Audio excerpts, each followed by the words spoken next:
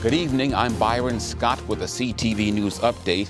Mourning continues today for late Supreme Court Justice Ruth Bader Ginsburg. Her casket was taken from the Supreme Court to the U.S. Capitol building to lie in state this morning. She's the first woman to lie in state at the Capitol. Ginsburg was widely respected as a jurist and for her advocacy for equal rights. Women's rights groups are speaking out about the legacy she leaves behind. She was the architect of an interpretation of the Equal Protection Clause of the 14th Amendment that struck down many sex discriminatory laws in the United States. Laws that, for instance, required that if a woman wanted to get a credit card, she had to get her husband's permission. Or if she wanted to get a mortgage, she had to have him sign on. And many other things. Employment discrimination, it used to be that if a woman got married or got pregnant, she'd lose her job. And there were no legal protections against that. And back in the 70s, when Ruth Bader Ginsburg she founded the ACLU's Women's Rights Project and began to file a series of cases that asked the court to read into the US Constitution equal rights for women. The US is one of the only countries in the world without an explicit protection against sex discrimination, and the country has failed to pass an equal rights amendment. So she did incredible work to establish that if you have a law that classifies based on sex, that you can't do it in a discriminatory way. Ginsburg will be buried next week at Arlington National Cemetery alongside her husband, Martin. Well, 3 days of hearings by the General Assembly's judicial proceedings ended last night, with lawmakers taking testimony on 15 bills aimed at police reform. While Republicans say the measures would weaken policing in Maryland, the ACLU says they don't go far enough. The ACLU is calling for a number of changes, including the full repeal of the Police Officers' Bill of Rights. The organization accuses committee chair Will Smith of not taking a collaborative approach to the hearings. So as a result, most of these bills miss the point. Some are fine, some are meaningless, others are just bad. But in their entirety, they miss the point. Power of law enforcement must shift to the hands of the community.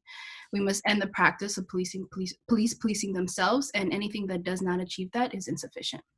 Democrats are hoping to take quick action on the bills when the legislature reconvenes in January. Well, the state health department reports another increase in coronavirus cases. 559 new cases were reported in the last 24 hours, along with 7 deaths. Confirmed COVID-19 infections now number more than 122,000 in Maryland.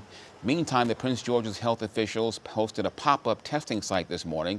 The event allowed residents to get free COVID testing at the Bowie Senior Center.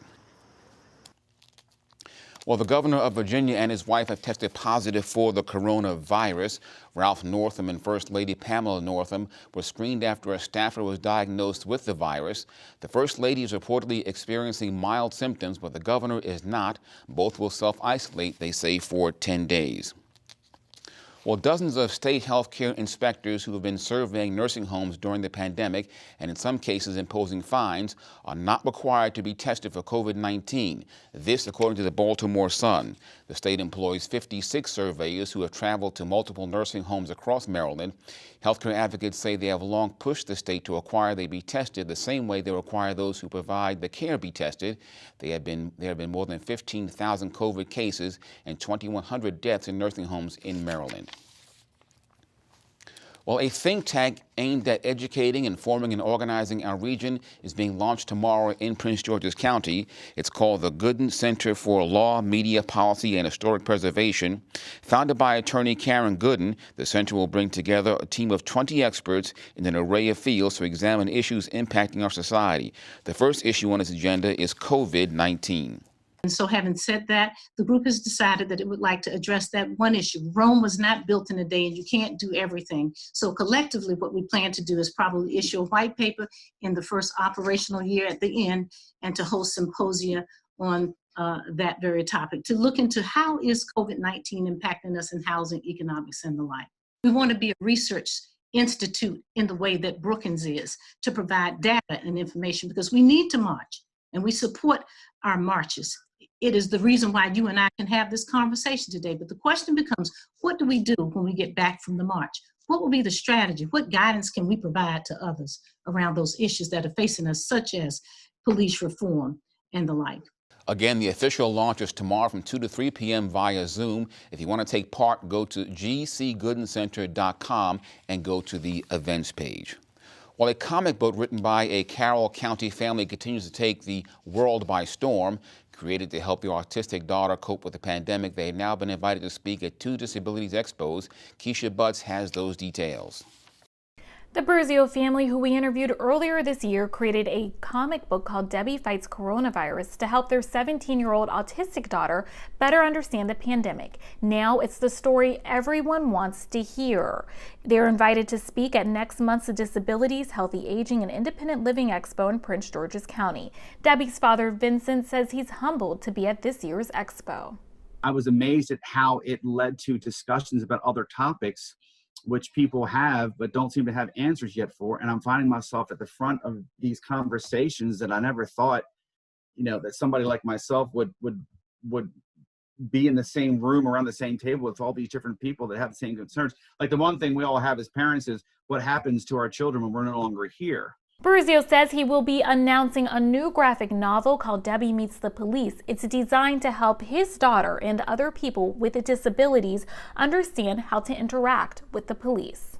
People like my daughter, they need to know that there are real world consequences that will happen if certain people do certain things that they're not supposed to do. I think by giving her that kind of context, she'll be able to better understand that, something isn't normal and here's what should happen, that this abnormal situation is taking place. She needs that foundation for how things can go sideways. Bruzio says he wants this graphic novel to be a resource in schools. It's slated to come out next year. This is Keisha Butts with CTV News. Back to you.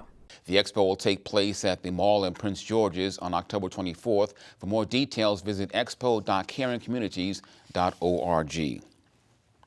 Well, a crash on the BW Parkway in Laurel leaves one person dead. It happened this morning as two vehicles collided closed the northbound lanes. A medevac helicopter responding to the incident was grounded due to foggy conditions. A fantastic time to observe the moon is upon us, and it's being celebrated across the globe. This weekend, you can observe the moon and celebrate past, present, and future lunar exploration during International Observe the Moon Night. And it's that day for everyone to come together, and special though for this weekend, because of how the Earth and the Moon are in their orbits right now, we'll actually be able to peek a little bit farther around the edge of the Moon than we typically are able to do. So we'll be able to see some features on the Moon that are usually on the far side. We'll also be able to see all of the Apollo landing sites, some lunar mare or seas of cooled lava on the Moon, those dark patches that we can see. Tell me a little bit about some of the lunar projects that NASA has going on right now. We've got a great legacy of lunar exploration at NASA, of course, from Apollo through current exploration with our Lunar Reconnaissance Orbiter and many other spacecraft. And looking ahead, we are looking towards Artemis. So with Artemis, we intend to land the first woman and the next man on the Moon by 2024.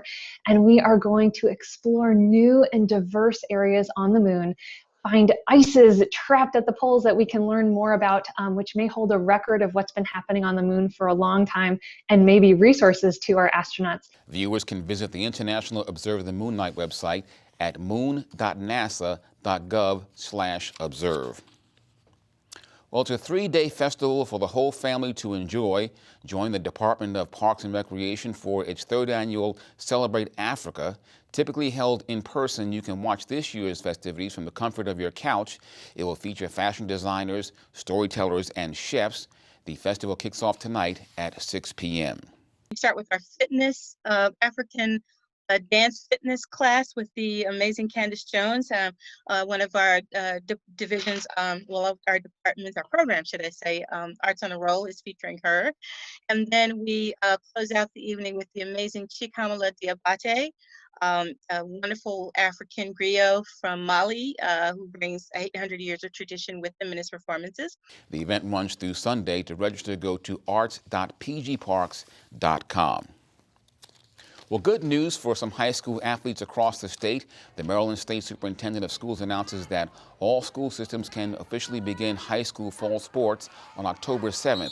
School systems can either opt into beginning a fall season or play all 3 sports seasons within a 2-semester plan.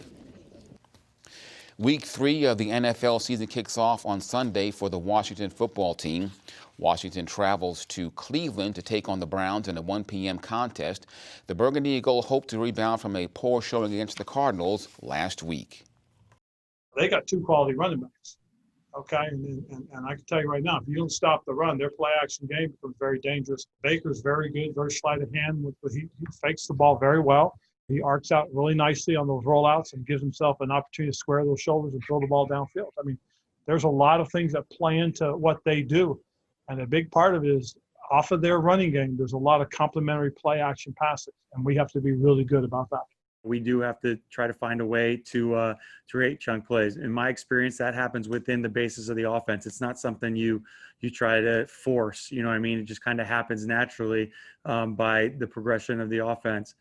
Protection is part of it as well. The quarterback seeing things and getting the ball out on time. It all works together. You know, that's the thing about offensive football. They don't blitz too much, so that's a bright spot. But you do have Myles Garrett, and that guy was like top 2 in the league for quarterback pressures, and he's felt every play. So trying to find ways to neutralize him. Everybody has good defensive players, and they're going to find a way to get after you and expose your weaknesses of your game.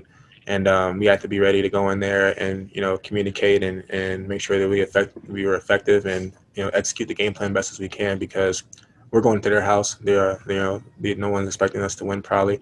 That's good. We want it that way. So the biggest thing is just going in there, trusting what Coach Turner calls. Trusting in the guys up front to protect, and trusting the receivers to get open, and trusting in myself that I'm going to make the play happen and find the first down, find the check down, and not necessarily push or try to make something happen out of nothing. Just play the game, and that'll lead us to a win. Again, the kickoff against Cleveland is at 1 p.m. And that wraps up our news for tonight. I'm Byron Scott. Have a great weekend. For the latest information on COVID-19 in Maryland, visit the State Health Department website. That's HEALTH.MARYLAND.GOV. Again, HEALTH.MARYLAND.GOV. Click the link to the COVID-19 information portal. There you'll find all the latest information about coronavirus. You'll find daily updates on cases and fatalities. Answers to questions about testing and the governor's stay-at-home order are available as well. For specific information about Prince George's, visit PrinceGeorgesCountyMD.GOV. That's PrinceGeorgesCountyMD.GOV.